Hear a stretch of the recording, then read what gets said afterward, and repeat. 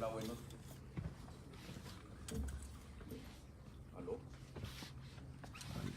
Hola, ya pensé que me tiré el coso este. Buenos días a todos, ¿cómo están? Buenos días. ¿Animados o no a conocer computación cuántica? Vamos. Buenos días, ¿cómo están todos? Buenos días. Que salga ese ánimo santanderiano. Yo no soy santanderiano, pero el último año he estado trabajando con muchas personas de la UNAP, con muchos estudiantes, y estoy asombrado del perfil, de las capacidades, del intelecto, de la energía que tienen. Entonces, no me desilusionen. ¿Cómo es? Buenos días a todos. Buenos días. Eso. Muchísimas gracias a Switch, a la UNAP, a todas las personas que nos han apoyado y que me han permitido compartirles hoy un poco de esto. ¿Quiénes han escuchado el término de computación cuántica sobre esta tecnología? ¿Todos ustedes han escuchado computación cuántica? Súper. ¿Alguno lo ha escuchado de parte mía? ¿Solo yo? Bueno. Me alegra mucho que sea un escenario en el que ya veo tantas manos levantadas con computación cuántica, justamente porque tenemos una gran oportunidad como país creando algoritmos basados en computación cuántica, y yo vengo a hacerles una introducción un poco sobre ese tema y cómo eso impacta todos los temas de inteligencia artificial y a lo que tenemos que enfocarnos ahora con desarrollo de nuevos algoritmos en inteligencia artificial. No sé si este va a funcionar. Otro clic y inicia. Bueno, no. Ese es un video que invita, les voy a contar un poco. Este señor hizo un arreglo en su bicicleta y cuando él gira el manubrio a la derecha, la bicicleta gira hacia la izquierda. Aunque aparece o pareciera muy fácil de manejar una bicicleta de esa forma, significa que hay que enfrentarse a desaprender y volver a aprender. ¿Cuántos de ustedes escriben algo de código acá o saben algo de programación? Súper. ¿Cuántos son de profesiones administrativas? ¿Cuántos son de profesiones relacionadas con el ser humano, como salud, filosofía o algo por el estilo? Súper. El tema es que todas estas profesiones, todos estamos involucrados de alguna forma en este proceso de desaprender y volver a aprender.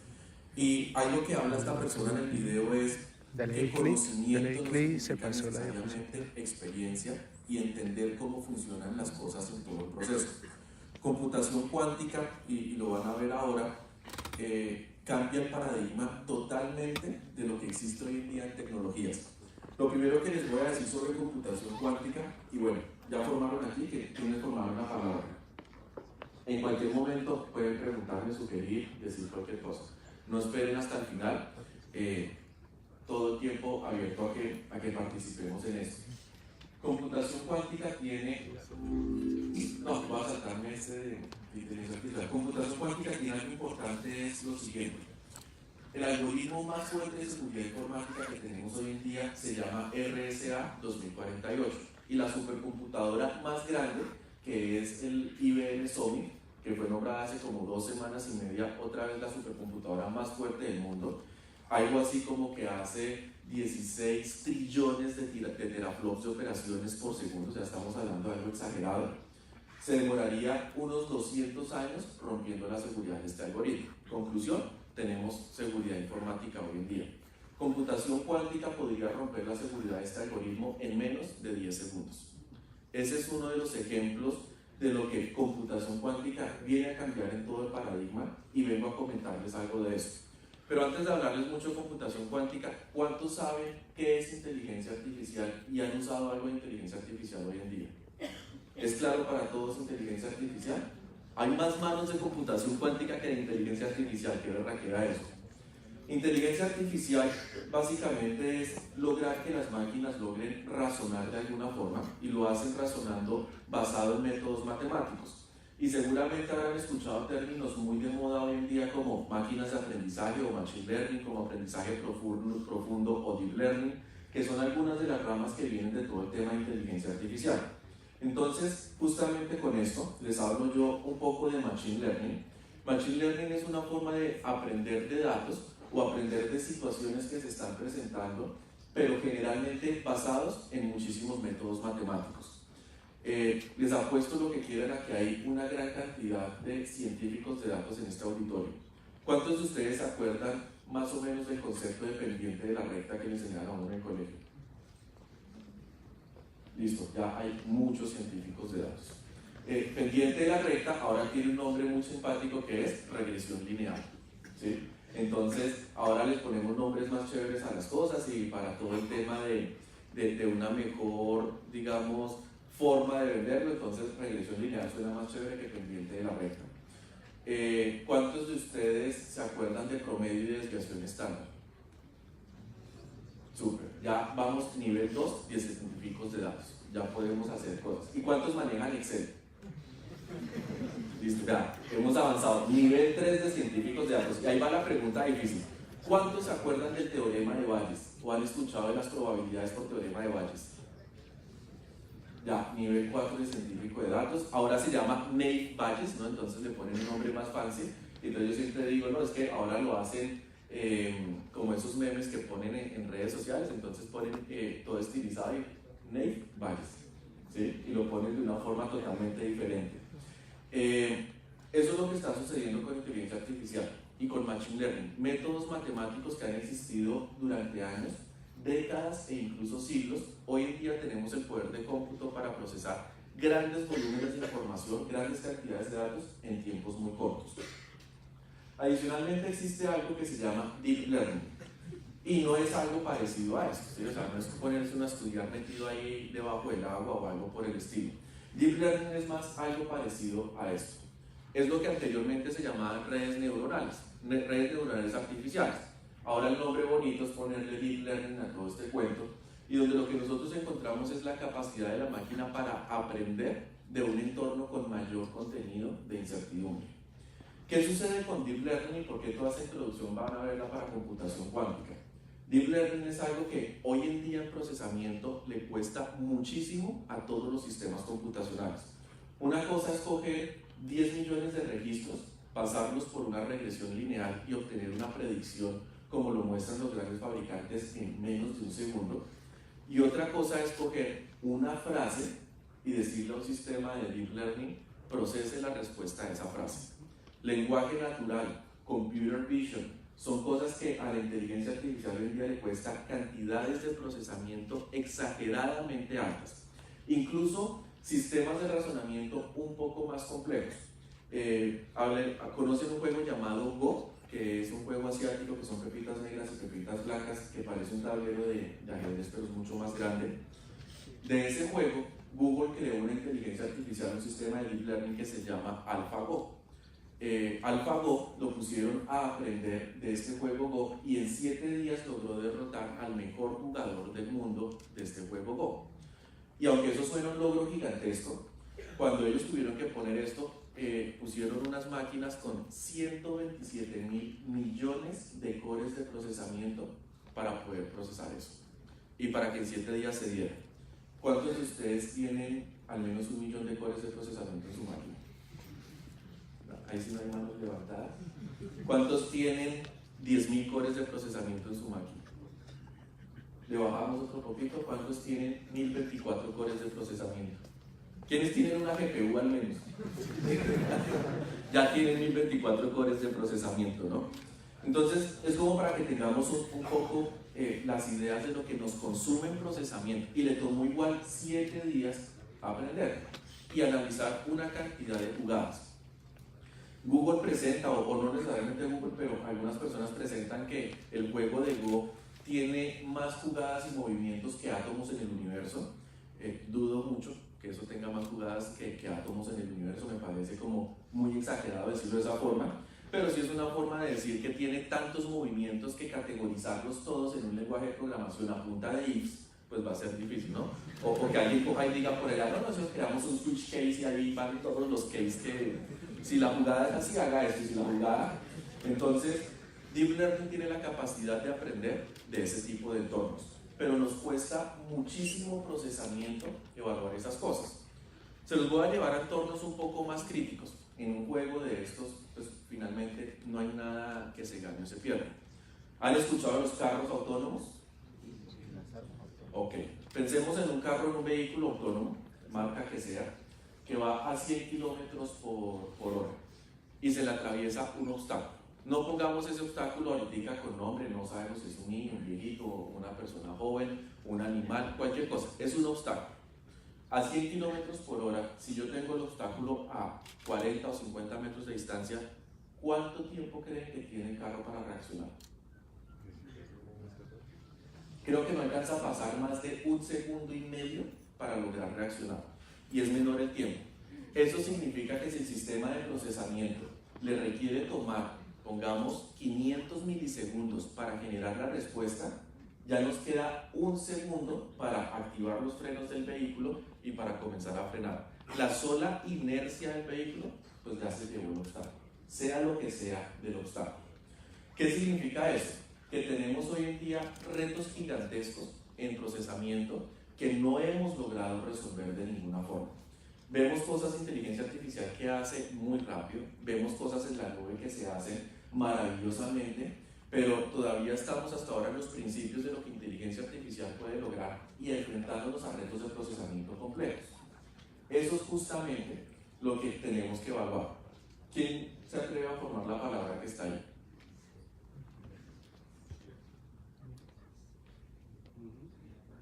¿Ya la formaron? ¿Quién ya la formó? Pero es que nosotros tenemos un cerebro cuántico. ¿Quién dijo límites? Por ahí escuché que alguien dijo límites. Esa es. Hoy en día tenemos una cantidad de límites. Límites de procesamiento, límites de almacenamiento. Acá hay una lista de algunos de los límites que nos estamos enfrentando hoy en día. Almacenamiento y procesamiento masivo. Cuando hablamos de almacenamiento, hoy en día decir que uno tiene 2 teras, 4 teras de almacenamiento en el computador, pues es algo muy normal. ¿Quiénes tienen 10 teras de almacenamiento en su computador hoy en día? ¿No? ¿Quiénes tienen 1 tera de almacenamiento en la nube? ¿No? Es algo ya medianamente normal. Uno no lo ve de forma muy lejos. Office 365 o Google Suite ofrecen sistemas de almacenamiento masivo. 1 tera realmente es muy pequeñito. ¿Qué pasa cuando uno tiene que ir a 1 petabyte de información o tiene que ir a 1 exabyte de información? Ya comenzamos a quedarnos cortos realmente en la capacidad de almacenamiento y sobre todo en los costos que significan estos almacenamientos. ¿Sabían ustedes que monitorear lo que pasa en una cámara de seguridad HD al día puede generar un almacenamiento más o menos de unos 30 a 36 gigas de información? Y procesar todo lo que está sucediendo en esa cámara puede generar aproximadamente lo que sería algo como 1 teraflop de procesamiento en el día. Entonces imagínense, si quisiéramos monitorear muchas cámaras de seguridad, cuánto procesamiento y cuánto almacenamiento necesitaríamos realmente para entender lo que está sucediendo ahí. Y no por decir es que alguien se va a robar algo, alguien va a tener o va a hacer algo fraudulento. Piénsenlo en temas de mercadeo, en temas de condiciones de trabajo seguro, en monitoreo de personas de elevada edad. Existen muchas aplicaciones que pueden ayudar a entender lo que sucede, pero carecemos de los niveles de procesamiento. Manejo de datos y variables complejos. Estamos en una era donde hay más datos de los que podemos procesar hoy en día. Anteriormente el problema en el que nos enfrentábamos es que no existían los datos. Hoy en día existen cantidades de datos. No más vayan y miren redes sociales. O si lo miramos en el tema del celular. Yo me acuerdo tal vez hace 10 años decir uno que tenía un celular con 2 gigas de espacio. Eso era, uno decía, uy, 2 gigas. Aquí me cabe toda mi vida en este celular. ¿Cuántos de ustedes hoy en día tienen un celular que tenga, vámonos bajito, 8 gigas de almacenamiento? ¿Han visto el último iPhone? Creo que nombraron que tiene 512 gigas de almacenamiento, una de las versiones del iPhone, ¿sí? Y hay otras marcas, ¿no? Huawei también tiene almacenamientos de esa forma, Samsung tiene almacenamientos de esa forma. Y uno dice, uy, ¿quién llena 512 gigas de cosas? A usted mira al cabo de 3 meses, en WhatsApp, en videos, en redes sociales, es una cantidad de información que estamos moviendo hoy en día. Hace que habrá sido en la última actualización de iPhone, del último iOS, ellos incluyeron una funcionalidad en la que le dice a uno el fin de semana cuánto tiempo usted duró en la pantalla y de ese tiempo que duró en la pantalla, cuánto usted gastó en redes sociales y cosas por el estilo. Uno comienza a ver ahí no solo el tiempo que gastó, sino la cantidad de datos que uno pudo haber movido en el proceso. Vayan, miren ustedes en las estadísticas de su celular cuántos datos consumieron en una semana, independiente si fue por el plan de datos, si fue por Wi-Fi o la forma en que sea. Es un volumen de datos extremadamente alto el que estamos consumiendo. Hoy en día tenemos acceso a más información de la que podemos procesar. Si sumáramos todo el procesamiento del mundo, y cuando les digo todo el procesamiento del mundo, es dispositivos pequeños, todos los IoT, consolas, los celulares, computadores portátiles, los superservidores, ni siquiera tendríamos una capacidad de procesamiento suficiente para la información que está corriendo. Es más, ni siquiera para simular el comportamiento de la molécula de café. ¿A quiénes les gusta el café? ¿Y saben cómo se comporta la molécula de la cafeína? Hoy en día como humanidad sabemos la repercusión que tiene o el impacto que tiene, pero no sabemos químicamente y a nivel de física cómo es que reacciona esa molécula, porque simplemente no podemos emularla y lo que hacemos es descubrirlo en un proceso científico. Desviación y error. Con los métodos que tenemos hoy en día matemáticos, pues tenemos un error matemático también bastante alto y nos enfrentamos a niveles de incertidumbre bastante altos. ¿Han escuchado alguna vez que una inteligencia artificial se equivoque? ¿No han escuchado que se equivoque la inteligencia artificial? Es algo muy común que sucede, pero se equivoca porque los métodos matemáticos en los que está basado pues también tienen sus límites. No hay interacción entre algoritmos. Hoy en día es muy difícil hacer que un algoritmo interactúe con otro, justamente porque la capacidad de procesamiento que tenemos es muy pequeña y los costos de adquirir capacidad de procesamiento son muy altos. Va a uno, mira cuánto cuesta una tarjeta GPU y le dicen que cuesta $2.000, $3.000 una tarjeta sencillita. ¿Cuánto cuesta una máquina en la nube que tenga esa capacidad de procesamiento? Y tienen un costo bastante alto. Cuando uno le dice a una empresa es que son $500 al mes en una máquina, pues esos $500 son $1.5 millones al mes que le lleva uno al año. Estamos hablando de 15, 16 millones de pesos en solo procesamiento. Ausencia de sentido común. Este me parece muy interesante y un amigo mío dice que el sentido común es el menos común de los sentidos.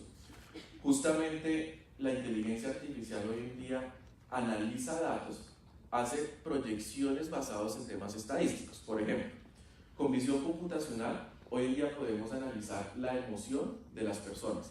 Casualmente mañana en el taller que vamos a tener vamos a trabajar en visión computacional analizando las emociones de las personas.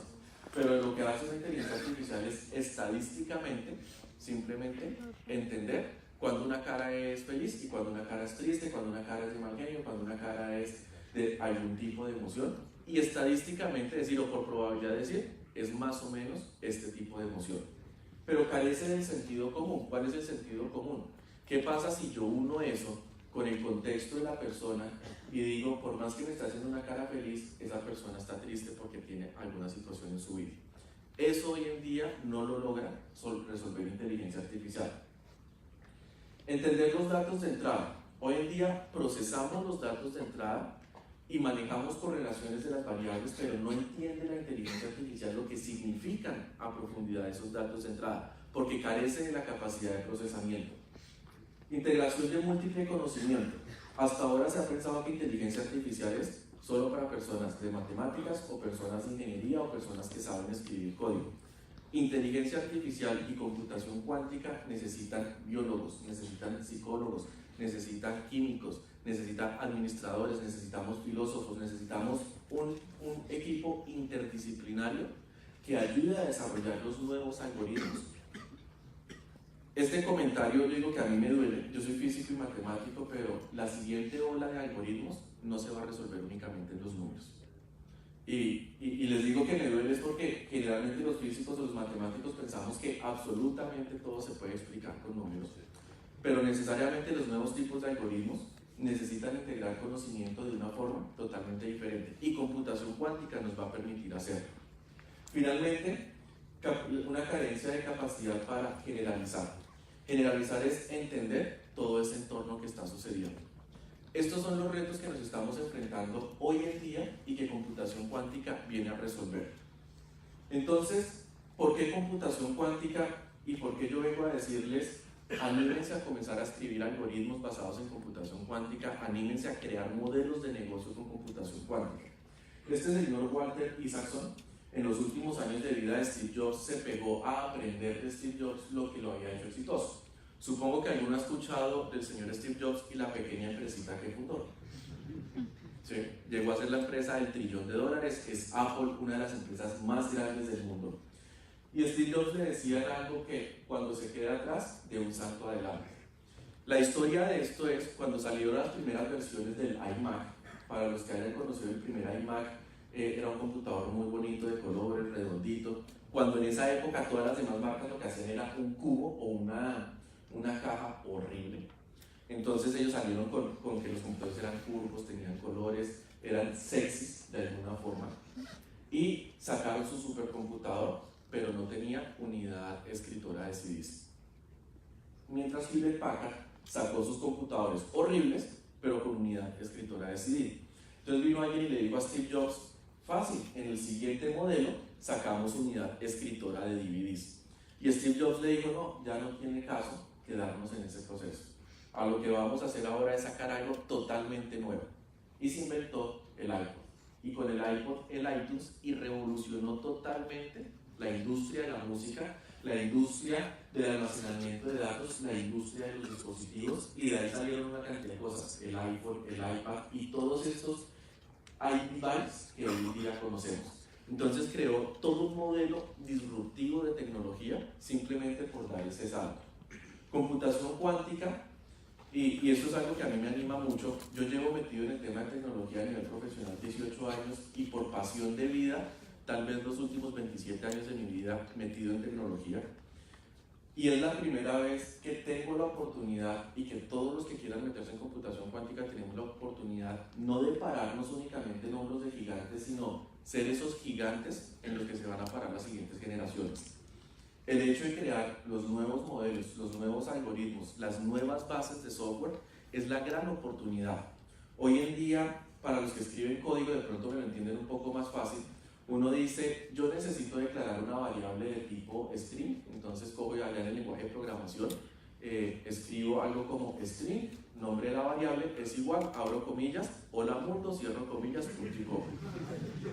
Más o menos casi en todos los lenguajes de programación. En computación cuántica, definir un string, más o menos, me toma unas 17 compuertas lógicas. Hoy en día no existe ni siquiera lo que es el assembler que existe en computación tradicional, sino lo único que tenemos es un set de, creo que unas 12 compuertas lógicas para crear todo. Ahí es cuando les digo, tenemos todo absolutamente por crear. ¿Qué es computación cuántica? Ya comenzamos a entrar en materia en el tema. Computación cuántica, como su nombre lo dice, yo sé que asusta por el cuántico a veces, pues es utilizar las propiedades de mecánica cuántica, y de ahí viene el tema. Cuando por allá en los años 80, casi 90, un físico que se llama Richard Feynman tuvo un sueño y dijo, oiga, es que podemos aprovechar las propiedades de los electrones y las propiedades de las partículas subatómicas para generar transferencia de datos, para generar almacenamiento de datos, para generar procesamiento con esos datos. Y aún el mundo no entiende realmente la mecánica cuántica, pero tenemos dos propiedades de la mecánica cuántica que aprovechamos en computación cuántica. ¿Qué es computación cuántica? Finalmente es coger los electrones de los átomos y jugar con unas propiedades que son el spin del electrón. Imagínense el spin del electrón como algo tan sencillo que es el electrón dándole vueltas alrededor del núcleo del átomo todo el tiempo, así como la Tierra da vueltas alrededor del Sol, pero al mismo tiempo rotando en diferentes posiciones, así como la Tierra hace su rotación y su traslación todo el tiempo. Entonces, el spin del electrón es la forma que tenemos con computación cuántica para transferir o convertir esas propiedades cuánticas en datos de alguna forma. Eso nos da acceso a un nivel de procesamiento extremadamente más alto, justamente por algunas cosas importantes. Ya les había comentado esto, computación cuántica va a resolver en tiempos realmente cortos problemas que hoy en día nos tomarían una eternidad.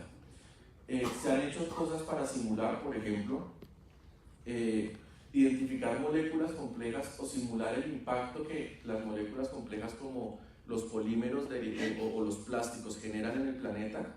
Con la computación tradicional y con las supercomputadoras más grandes del mundo nos podría tomar eones de tiempo, y los eones de tiempo estamos hablando que es toda la vida que tiene la Tierra. Con computación cuántica podemos resolverlo en minutos, únicamente en minutos. Computación cuántica nos da una posibilidad y un acceso a una velocidad inmediata. Para que se lo imaginen de esta forma, cuando yo ejecuto un algoritmo de Machine Learning, independiente del poder de cómputo que yo tenga hoy en día tradicional, algo que sucede es que el Machine Learning ejecuta el primer camino, ejecuta el segundo camino, ejecuta el tercer camino y así sucesivamente hasta todos los caminos que yo le digo al sistema. Es más, su entrenamiento se vuelve muy iterativo. Entonces yo a Machine Learning le digo, ejecute el modelo 100.000 veces, porque es lo que a veces uno tiene que hacer, y deje corriendo la máquina y regrese en 4 horas, en 8 horas, en un día, y mire a ver qué sucedió. Computación cuántica resolvería esos mismos problemas de la siguiente forma. En el primer, por ponerle unidad de tiempo, llamemos nanosegundos, computación cuántica resuelve todas las 100.000 operaciones. Y en el segundo nanosegundo nos dice cuál era la mejor de esas 100.000 operaciones. Es decir, que lo que le hubiera tomado a un computador tradicional horas resolverlo, computación cuántica lo podría resolver en tan solo 2 nanosegundos si quisiéramos ponerle un ciclo de tiempo.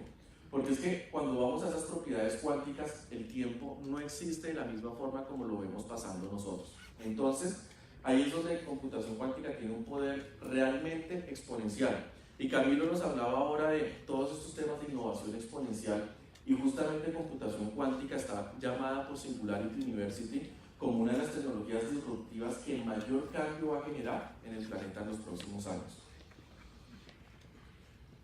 Como todo cuento, pues existe un príncipe que es el estado de spin del electrón.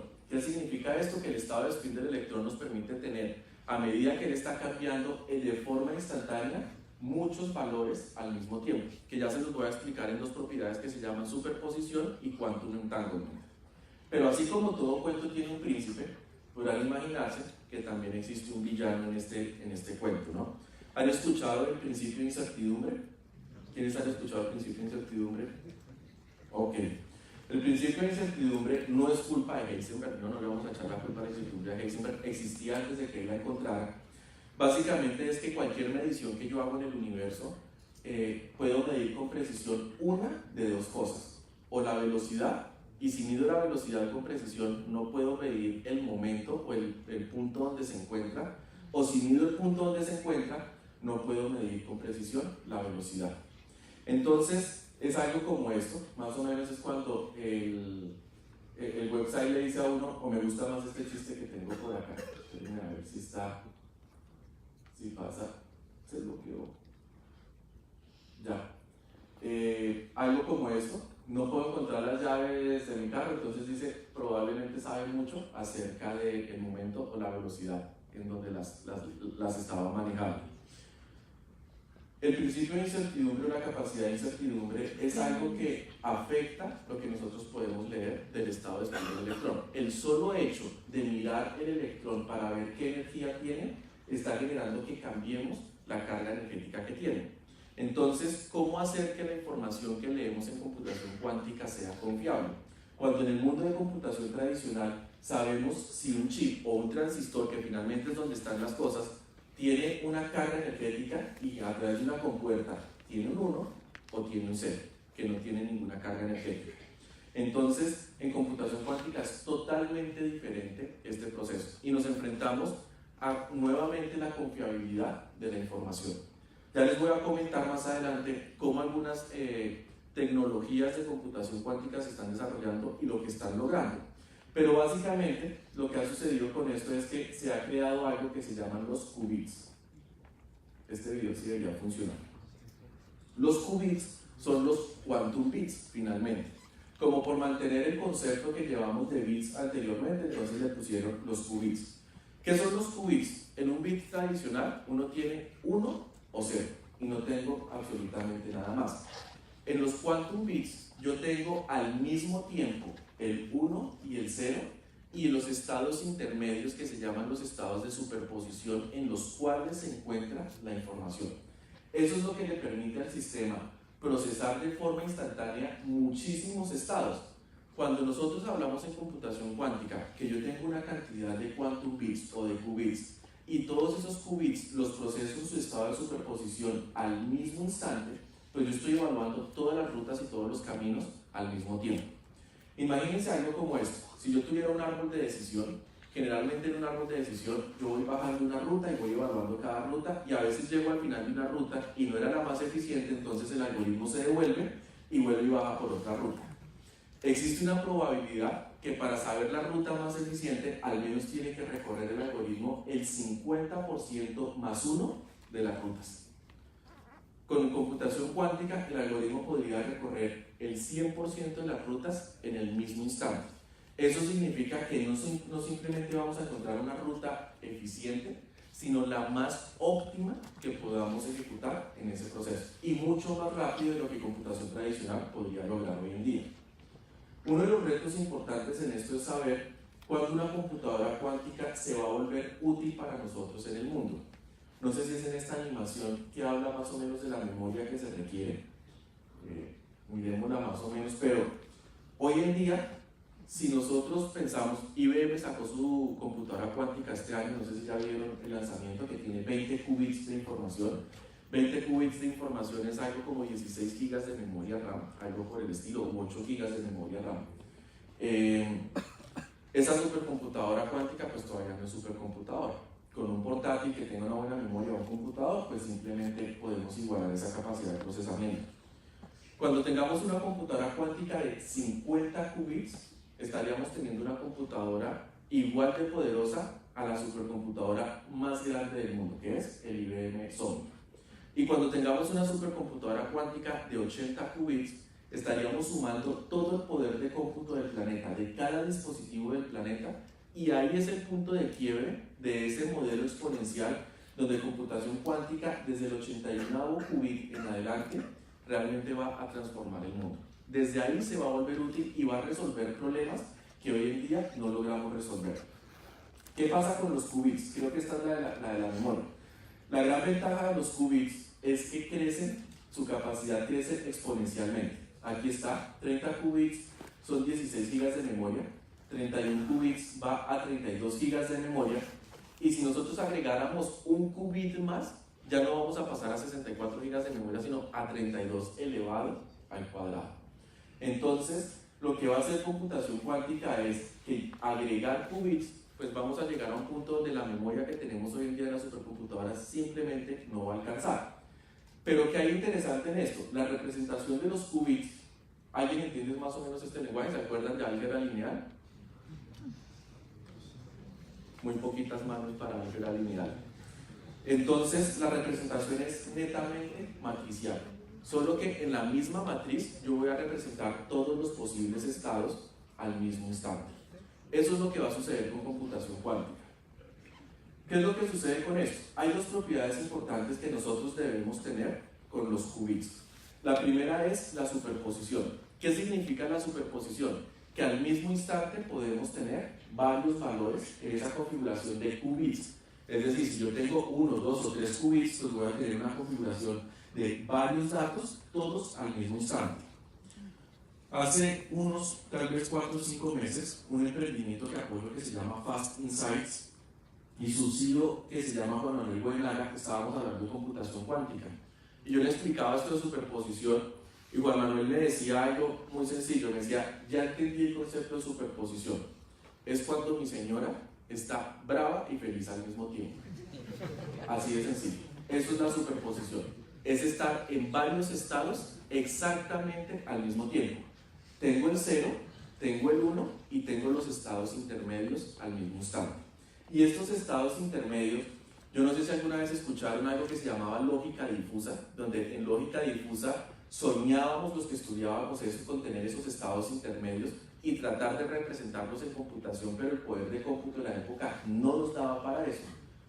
Quantum realmente nos permite solucionar muchos de esos problemas de inteligencia artificial que se lograban por lógica difusa. Pero adicionalmente tenemos algo supremamente interesante. el Quantum Entanglement, que básicamente es la capacidad de estas propiedades cuánticas de conectarse al mismo instante y replicar su información en diferentes lugares. Imagínense algo como esto. ¿Quiénes tienen internet o han probado una velocidad de internet de 10 megas? ¿Y les parece rápido? Eso tiene un lag ahí. Y los que les gusta jugar computador, entonces ve uno el lag y ya cuando la siguiente pantalla ya vio pues el tiro en la cabeza y murió uno. ¿Quiénes han podido probar una conexión de 100 megas? ¿Y les parece rápido? No lo suficiente. Ya los juegos aguantan ahí. ¿Quiénes han podido probar una conexión de internet de 1 giga? ¿Quiénes han probado una máquina en la nube? En Azure, en Google. Ahí estamos hablando de conexiones de 1 giga. Pues eso es lento a comparación de inmediato. Ahora nos hablan mucho de esta tecnología 5G, ¿no? Y dicen que ya hay países que están adoptando 5G y que las velocidades van a ser monstruosamente rápidas. Eso va a ser lento a lo que va a lograr Internet cuántico. Internet cuántico, a través del Quantum Entanglement, justamente va a lograr que la comunicación sea al mismo instante. Es decir, yo modifiqué un qubit acá o modifiqué el estado de un qubit acá, al mismo instante. Es que no pasa una unidad de tiempo, sea la que ustedes quieran definir, y en el otro lado la otra supercomputadora cuántica inmediatamente tiene el mismo valor. Uno de los retos más grandes de Machine Learning es cargar datos. Imagínense ustedes, a veces cuando uno hace proyectos de aprendizaje, pues uno dice, no, mi dataset tiene 100 megas, y pues cargar 100 megas, uno los carga en memoria, los discos duros de estado sólido debe leer eso en cuestión de un segundo, entonces dice uno, no veo el tiempo de cargar datos. Pero cuando uno va al mundo empresarial y un cliente viene y le dice a uno, no mano, mi base de datos tiene 15 teras de información, y usted decirle, venga, cargamos un dataset de 15 teras de información, aparte que no lo puedo cargar en memoria, leerme esos 15 teras de información para comenzar a hacer predicciones, toma su tiempo. Si ustedes tuvieran que mover esos 15 teras en red, por más que tengan una red 10 gigabit, pues mover esos 15 teras estamos hablando de 3 horas para leer la información y tenerla mapeada de alguna forma. Comienza a ser 3 horas en la cual ese Machine Learning va a cargar información para comenzar a procesar. Ni siquiera ha ejecutado el primer dato de algoritmo. Mover esos 15 teras con internet cuántico va a ser inmediato. Esa va a ser algunas de las diferencias en esto. Eso es lo que logra Quantum Entanglement. Aquí viene un tema de cuál es el estado de las tecnologías que tenemos hoy en día. Perdón, pregunto, ¿cómo estamos de tiempo? ¿Bien? Este es el estado de algunas de las tecnologías. No les voy a nombrar todas las que hay, pero específicamente quiero en estas últimas dos. Iones capturados o atrapados y superconductores. Son las dos tecnologías de computación cuántica más prometedoras que se tienen hoy en día. Superconductores es lo que está utilizando IBM, y iones atrapados lo está utilizando una empresa que se llama IonQ, que están trabajando en esto. Si nosotros vemos ahí, son los que más verdecitos tienen en el proceso. Pero ¿qué es lo que nos lleva a esto? Existe un sistema que es creado por una persona IBM, que es la teoría del desarrollo, lo que debe cumplir una computadora cuántica, que es un señor de Vincenzo, que él habla de 5 puntos específicos y después agregó 2 puntos. Entonces, lo primero, que un computador cuántico sea escalable. ¿Ustedes creen que la tecnología tiene que ser escalable hoy en día? Totalmente de acuerdo. Es más, hemos visto escalabilidad tanto horizontal como vertical de las capacidades de cómputo durante años. ¿Quiénes han montado o han trabajado en un clúster con un balanceo de cargas? Poquitos conocen clúster y balanceo de cargas. Bueno, ahí hay cosas importantes para probar. Después dice, tiene que poder inicializar los datos. Inicializar los datos suena muy sencillo, ¿no? Cuando uno está en un lenguaje de programación, sea .NET, sea Java, pues conozco solo esos dos. Uno generalmente le dice int, el nombre de la variable, punto mes igual 0, punto y coma. Quedó inicializado el dato, ¿cierto? O si yo tengo que inicializar un dato más complejo, yo llego por ahí y le digo mi objeto, el nombre del objeto igual a new, declaro la clase y ya quedó inicializado, vacío en memoria. En el estado cuántico significa que yo pueda asegurar que la inicialización de los qubits se encuentra en el estado a tierra, es decir, en el 0. Que pueda definir que mis qubits todos tienen el valor de 0, en ese instante. Después dice que yo pueda medir con precisión el dato que yo estoy teniendo en el qubit. En computación tradicional es muy sencillo, yo cojo y le digo print el nombre de ese entero y él me dice el valor que tiene.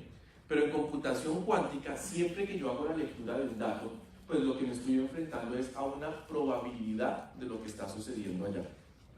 Hay algo importante, es que computación cuántica tiene dos tipos de qubits. Unos que son qubits físicos y otros que son qubits lógicos. Los qubits lógicos son cuando ya está corregido contra todos los errores de lectura. Y los qubits físicos pues son los que están funcionando allá finalmente en el átomo. Sucede que para lograr esos 20 qubits lógicos que hoy en día tiene la computadora de IBM, ellos tuvieron que lograr aproximadamente 1 millón de qubits físicos. Eso es para que se imaginen más o menos la relación de lo que se está desarrollando en tecnología para que se den este tipo de cosas.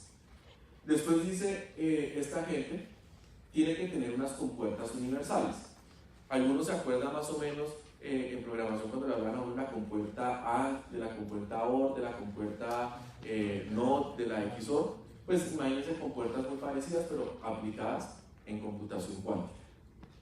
Tienen que tener coherencia. Esa coherencia significa cuál es la capacidad de saber el error y la forma de corregir ese error en la lectura. Por más que el qubit sea lógico, siempre viene asociado a un error que está midiendo el sistema. Esos son los 5 primeros factores que necesariamente debe tener toda computadora cuántica. Después agregaron algo. Tiene que tener interconversión y comunicación, que lo que hace es potenciar a que estas máquinas se comuniquen entre sí, trabajen entre sí y trabajen con la computación tradicional. Pensar en computación cuántica no puede llegar a decirle ahora a los clientes, oiga, usted tiene todo su CRM, entonces compre CRM Quantum, ¿no? Entonces parece a todo tecnología cuántica. Si vamos a esperar a que todo esté en tecnología cuántica, pues ahí nos vamos a quedar esperando fácilmente 3 décadas. Lo que tenemos que buscar es, yo desarrollo este poquitico en cuántica y sigo interactuando y manejando con las demás cosas que hoy en día existen en otras tecnologías. ¿Qué sucede con esto? Hoy en día, la máxima cantidad de interacciones que podemos hacer a través de las compuertas es trabajar con 2 qubits al mismo tiempo. Y esos 2 qubits, a través de las tecnologías que hay, se miden a través de un factor que aparece acá, a ver si esto ilumina aquí, que se llama el Gate Fidelity. Este Gate Fidelity lo que nos dice es qué tan confiable es la lectura de la información que yo estoy obteniendo de esos 2 qubits o de ese qubit. Entonces, vemos aquí que, por ejemplo, la tecnología de superconductor con 1 qubit y con 2 qubits es la única que está superando en este momento el error que podemos medir. Imagínense ustedes que computación cuántica hoy en día está teniendo todavía una lectura de error de más o menos un 2%. Eso significa que cuando uno tiene que hacer muchísimas operaciones en el tiempo, pues ese 2% se va acumulando y se va volviendo un error bastante grave en el proceso. Adicionalmente, a medida que pasa el tiempo, pues se van degradando de alguna forma los qubits por su estado energético y van aumentando su capacidad de error. Por más que los algoritmos cuánticos se ejecuten extremadamente rápido, si se degradan muy rápido los qubits, yo pierdo la capacidad de entender la lectura que está teniendo el qubit. Eso significa que las tecnologías como superconductores y las de iones atrapados son tecnologías que hasta ahora están logrando unos pocos minutos de estabilización del qubit. Y uno podría decir, bueno, creo que si computación cuántica es capaz en segundos o en nanosegundos de resolver una cantidad de cosas, ¿para qué yo necesito minutos? Tenemos que crear nuevos modelos que nos permitan hacer cosas nuevas. No tiene caso crear computación cuántica y decirle, oiga, ejecute una regresión lineal ahí. Eso ya lo tenemos resuelto en computación tradicional. Necesitamos crear nuevos modelos y pasar a nuevas formas. Switch nos invita a pensar diferente, a romper esos paradigmas, y computación cuántica nos está invitando finalmente a decir, oiga, desaprenda lo que existe, venga y cree modelos, atrévase a experimentar. Nosotros hemos tenido un excelente caso de éxito. Estamos participando en un reto de computación cuántica a nivel mundial y nos presentamos al reto y dijimos, nosotros queremos crear una álgebra multidimensional para resolver algoritmos de encripción de datos con computación cuántica. Y nos respondieron las personas del reto y nos dijeron, eso que ustedes están presentando es la locura y nos parece una maravilla. Tienen acceso a la computadora cuántica. Y hemos comenzado a desarrollar el proceso con ellos. No existe nada, nos dijeron, es una locura lo que ustedes están ocurriendo, pero el camino seguro va por ahí. Si quisiéramos hacer exactamente lo mismo, pues no tiene caso poner un reto. Tienen que animarse con computación cuántica a crear cosas nuevas. Esto finalmente nos lleva a más o menos esto. Esta es la forma de procesamiento de un computador clásico. Entonces tiene una interfaz de usuario, tiene un set de instrucciones del sistema, tiene un controlador que va al hardware, y lo que hace el sistema es inicializa valores, hace unos cómputos con una cantidad de compuertas y hace unas mediciones. Un proceso muy sencillo. Computación cuántica lo hace de una forma un poco parecida. Primero, hoy en día no existe todo esto que veíamos en computación clásica allá arriba. No hay sistemas operativos para estas máquinas, no hay un assembler, no hay controladores. Lo único que hay es un hardware que es capaz de ejecutar y leer unas pocas compuertas lógicas. Eso es todo lo que tenemos. Cuando les digo que la oportunidad está para crear absolutamente todo, es decir, que el que sea capaz de crear un lenguaje de programación en C++ cuántico, el que sea capaz de crear el Python cuántico, el que cree cualquier cosa ahí, una librería que declare variables que permitan cuantificar un entero a través de compuertas lógicas, pues está aportando un avance gigantesco en todo esto que está sucediendo en computación cuántica. Y la oportunidad es tan grande que las grandes empresas que están desarrollando computación cuántica están abriendo sus tecnologías para que las personas desarrollen esto, porque es que ellas, por más plata y personas que tengan, no tienen la suficiente capacidad para resolver absolutamente todo el problema. Y hoy en día tienen un problema más grande estas empresas, llámese IBM, Microsoft, Google, Rigetti, Xanadu, DWare, IonQ, y todos lo que están tratando de resolver es estabilizar sus qubits. Ni siquiera están pensando en ponerse a crear los software, porque ellos tienen que primero ganar la carrera de quién saca la computadora cuántica más estable y más grande del mercado, para que todos los demás nos animemos a escribir código ahí. ¿Cómo funciona esto? Inicializamos nuestros qubits, tenemos que ponerlos en resetearlos en cero y ponerlos en estado cero. Pero ponerlos en estado cero, a diferencia del ejemplo de computación clásica, significa que los pongo en una probabilidad de que estén en cero.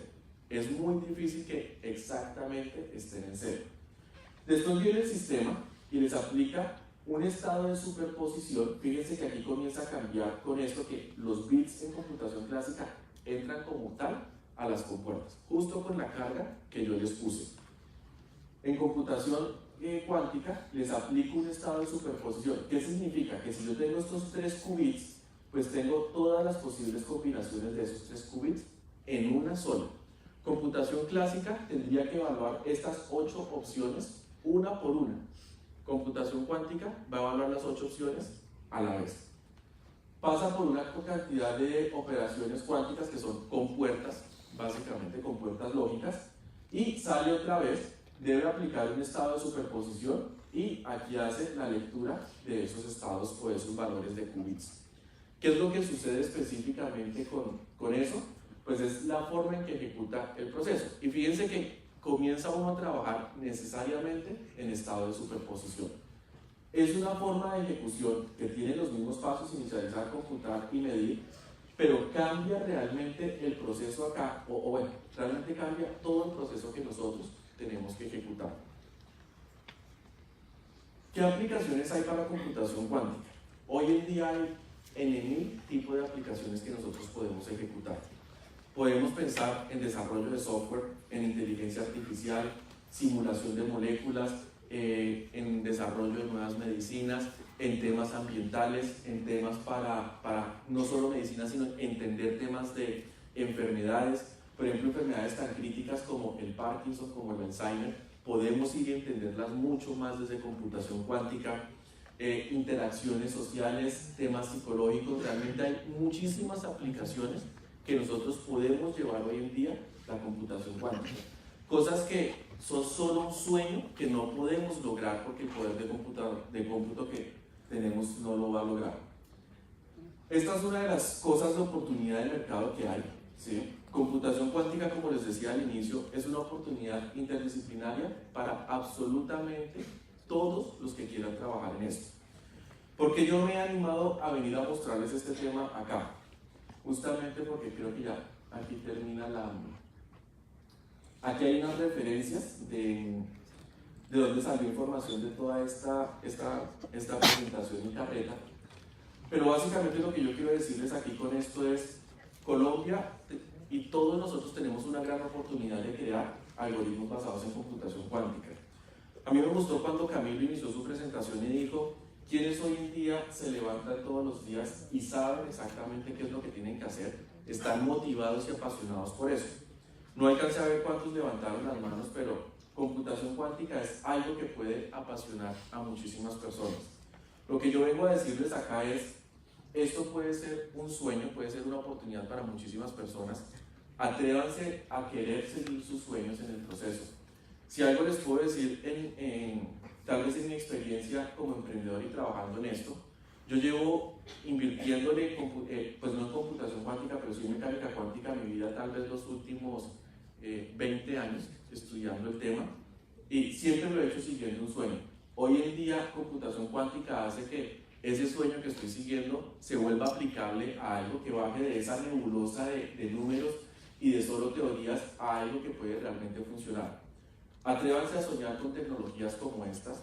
Acuérdense esa frase que les ponía en algún momento que decía, si se queda atrás, pues de un salto hacia adelante.